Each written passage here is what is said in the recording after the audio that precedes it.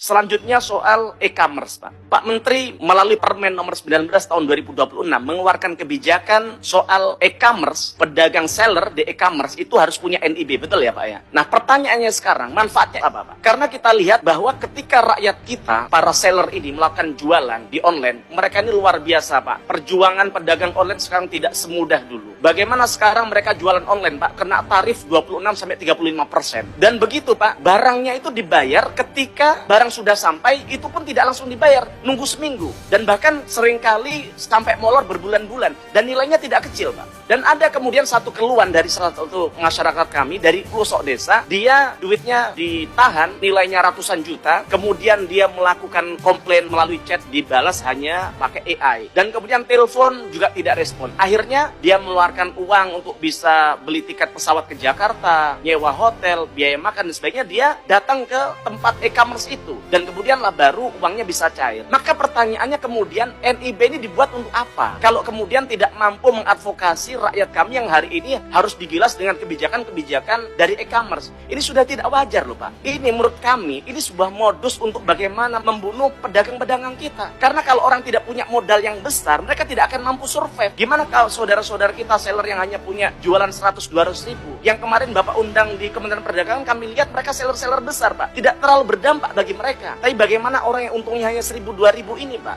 Ini Bapak harus perhatikan. Maka pertanyaan kami dari NIB itu, manfaatnya apa? Ada rakyat kami bertanya, pemerintah ini hadir kalau mendata, kalau mau merampok duitnya kita. Tapi ketika kita punya persoalan, mereka tidak ada. Maka dari anggaran yang Bapak sampaikan tadi, dari 1,5 triliun, berapa anggaran untuk mengadvokasi rakyat kita Pak? Kami ingin tunjukkan, dan untuk apa? Dan sekarang kalau rakyat kita mengeluh kemana? Mereka tidak ada kanalnya, kontaknya nggak ada. Kami minta mulai hari ini dibentuk kanal pengaduan bagi mereka yang tertindas oleh e-commerce yang sekarang semakin ngawur menginjak-injak rakyat kita Pak. Karena kalau enggak ini mati. Teman-teman kita yang jualan di pasar secara fisik sudah mati. Saya punya konstituen juragan bordir di Bangil Pasuruan sudah gulung tikar. Dan kemudian jangan sampai kemudian yang sekarang survive melalui online juga gulung tikar gara-gara persoalan ini. Ini sengaja dihabisi oleh para mafia-mafia besar yang sengaja mau membunuh UMKM kita Pak. Dan kemudian akhirnya mereka berjual secara ugal-ugalan dengan predatory pricing begitu loh. Maka kami perlu ada langkah lebih lanjut. Kami minta juga pernyataan apa tanggapan dari Pak Menteri soal kebijakan dari Kementerian Keuangan adanya pajak 0,5% yang itu ternyata tidak dipajakin dari angka berapa yang seller jual. Tidak. Jadi misalnya begini, saya jualan barang 1 juta, tapi kemudian e-commerce